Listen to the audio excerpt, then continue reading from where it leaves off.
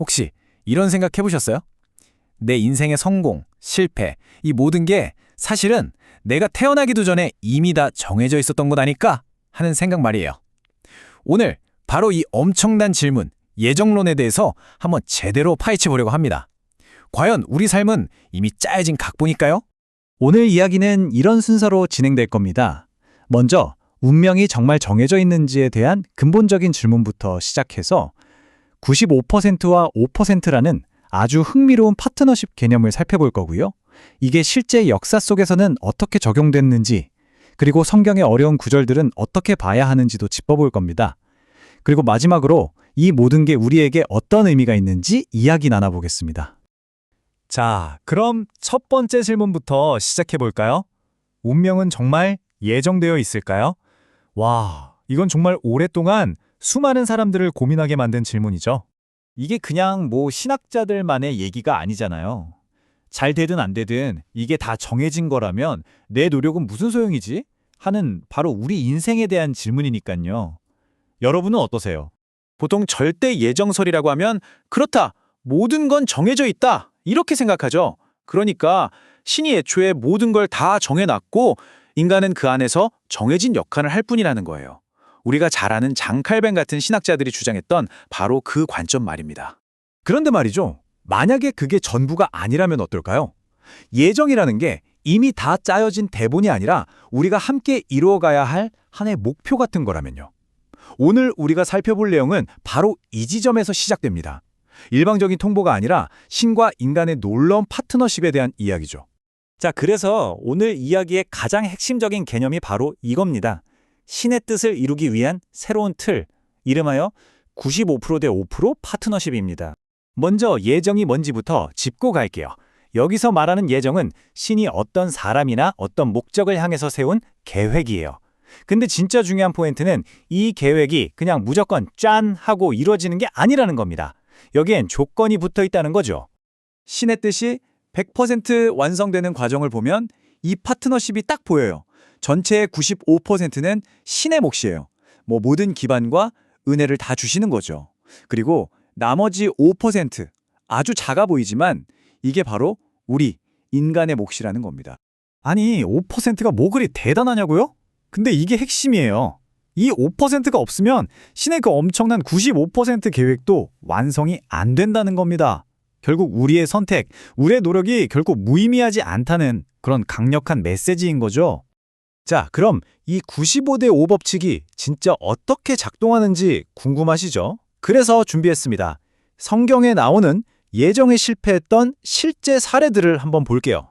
첫 번째 인물, 바로 모세입니다. 신의 95% 계획은 이거였어요. 모세야, 네가 이스라엘 백성을 이끌고 저 약속의 땅 가나안으로 들어가라. 모세의 5% 책임은 그냥 그 명령에 순종하는 거였죠. 근데 어떻게 됐죠? 아시다시피 그가 화를 못 이겨서 바위를 2번 쳤잖아요. 자기 몫의 5%를 해내지 못한 거예요. 그래서 결국 가나안 땅을 밟지 못했죠. 신의 그 위대한 95% 계획이 인간의 5% 실패 때문에 멈춰버린 겁니다. 두 번째는 가룟 유다입니다. 신의 뜻 95%는 유다가 예수님의 충실한 제자가 되는 거였어요. 근데 유다의 5% 책임은 뭐였을까요? 그 믿음을 끝까지 지키는 거였겠죠. 하지만 그는 결국 예수를 배반했죠. 자기 몫의 책임을 져버린 거예요. 결과는 충실한 제자라는 예정은 실패로 돌아가고 역사의 배신자로 남게 됐습니다. 이런 예는 또 있어요. 아담과 하와, 선악과를 먹지 말라는 그 5% 책임을 못 지켰죠. 이스라엘 민족도 마찬가지고요. 예수를 믿어야 할 책임을 다하지 못했어요. 이 모든 케이스가 똑같은 걸 말해주고 있는 거예요. 신의 아무리 큰 계획이라도 인간의 그 작은 책임이 없으면 실패할 수 있다는 거예요. 자, 그런데 여기까지 들으시면 아마 이런 생각이 드실 거예요. 아니, 성경에 보면 신이 모든 걸 다 정해놓은 것처럼 보이는 구절도 많잖아요. 네, 맞습니다. 아주 중요한 지적이에요. 그래서 지금부터 그 구절들을 한번 다시 뜯어보려고 합니다. 가장 대표적인 게 바로 이 토기장의 비유죠. 토기장애가 진흙으로 귀하게 쓸 그릇, 천하게 쓸 그릇을 마음대로 만드는 것처럼, 와, 이것만 들으면 진짜 신이 어떤 사람은 구원, 어떤 사람은 멸망 이렇게 딱 정해놓고 만드는 것처럼 들리잖아요. 그런데 오늘 우리가 보는 자료는 이걸 좀 다르게 해석해요. 이건 창조 때부터 누구는 귀하게, 누구는 천하게 만들었다는 뜻이 아니라는 거예요. 핵심은 타락한 이후의 상태라는 겁니다. 그러니까 인간이 자기 책임으로 타락해서 뭐랄까 쓸모없는 진흙덩어리가 된 상태에서는 토기장애이신 신이 그 진흙을 어떻게 다루시든 불평할 자격이 없다는 걸 강조하는 말이라는 해석이죠. 뉘앙스가 완전히 다르죠? 야곱과 에서 이야기도 마찬가지예요. 내가 야곱은 사랑하고 에서는 미워했다. 아니, 태어나기도 전에 뭘 잘하고 잘못하기도 전에 어떻게 이럴 수가 있죠? 진짜 어려운 구절입니다. 이 해석에 따르면 여기서 사랑과 미움은 감정이 아니에요. 일종의 역할 분담이라는 거죠. 옛날에 형 가인이 동생 아벨을 죽이는 비극이 있었잖아요. 그 실패를 만회하기 위해서 신이 야곱에게는 동생인 아벨의 역할을, 에서에게는 형인 가인의 역할을 맡겼다는 겁니다. 역사를 바로잡기 위한 거대한 섭리 속 역할극 같은 거였죠. 자, 근데 여기서 진짜 반전이 나옵니다. 역할이 그렇게 주어졌다고 해서 운명이 그대로 끝난 게 아니었어요. 에서에서는 가인의 역할이었지만 가인처럼 행동하지 않았어요. 오히려 동생 야곱에게 복종했죠. 자신의 5% 책임을 다한 겁니다. 그 결과 어떻게 됐을까요? 그는 미움받는 역할에서 벗어나서 야곱과 함께 축복을 받게 됩니다. 결국 이 이야기조차도 인간의 책임이 얼마나 중요한지를 보여주는 엄청난 증거인 셈이죠. 자, 이제 거의 다 왔습니다. 그럼 이 모든 이야기가 오늘 우리에게 뭘 말해주고 있는 걸까요? 그 의미를 한번 정리해 보겠습니다. 결국 다시 이 숫자로 돌아오게 되네요. 5%. 작아 보이지만 모든 걸 결정하는 숫자. 바로 우리 자신의 선택과 책임의 무게를 말하는 겁니다. 오늘 내용의 핵심 딱 정리해 드릴게요.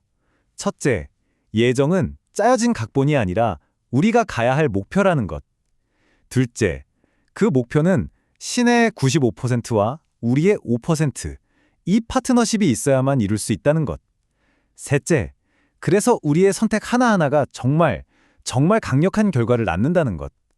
그리고 마지막으로 성경에서 신의 역할을 유독 강조하는 건 어쩌면 우리 인간의 역할은 너무나 당연한 전제라서 그럴지도 모른다는 점입니다.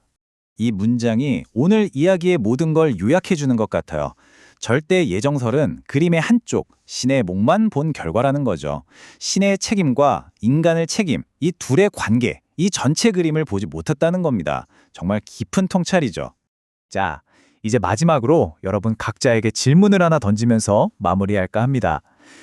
만약 내 인생이 신과의 파트너십으로 이뤄지는 거라면 내 운명을 완성하기 위해 내가 해야 할 나의 5%는 과연 뭘까요? 이 질문 한 번쯤 진지하게 고민해 보시면 좋겠습니다.